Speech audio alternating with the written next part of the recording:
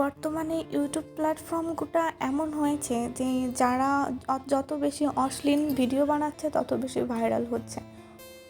মানে ইউটিউবটাকে এক কথায় ড্রেস চেঞ্জিং রুম বানাই ফেলছে।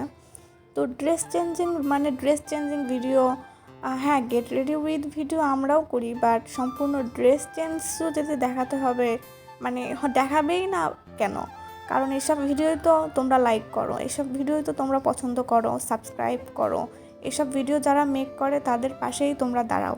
আর আমরা যারা এত কষ্ট করে, এত পরিশ্রম করে ভিডিও বানাই, ডেইলি ভিডিও বানাই, তারপরে ফানি ভিডিও বানাই, তোমাদের এন্টারটেন করি, ট্রান্সলেশন ভিডিও বানাই, মানে এইসবের কোনো ভ্যালু নাই বর্তমানে সময়টা, বর্তমানের মানুষগুলো শুধু অশ্লীলতার পিছনে ঘুরে বেড়াচ্ছে।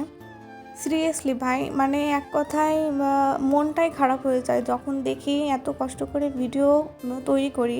একটা ভিডিও যারা তৈরি করে, ইউটিউবে যারা কাজ করে, শুধু তারাই জানে যে একটা ভিডিওর পিছনে আসলে কতটা পরিশ্রম।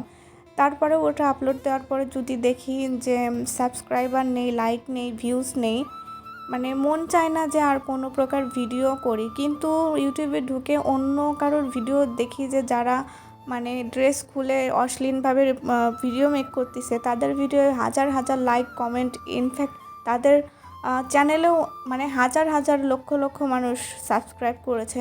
তখন খুবই খারাপ লাগে যে আসলে বর্তমানে সময়টাতে ভালো মানুষের মানে ভালোভাবে কোনো কাজ করতে চাইলে সেটা করা সম্ভব নয়। রাতারাতি ভাইরাল হওয়ার জন্য হলেও অশ্লীল আর খারাপ পথটাই বেছে নিতে হবে, কিন্তু আমরা সেটা করব না। ভালোভাবে ভিডিও মেক করতেছি, দেখি কবে ভগবান আমাদের সফলতা দেয়। তোমাদের কাছে শুধু এটুকুই অনুরোধ, প্লিজ সাপোর্ট করো, পাশে থাকো। অবশ্যই আমার চ্যানেলটা ঘুরে দেখো, ভালো লাগলে সাবস্ক্রাইব করে পাশে থেকো। Thanks for watching.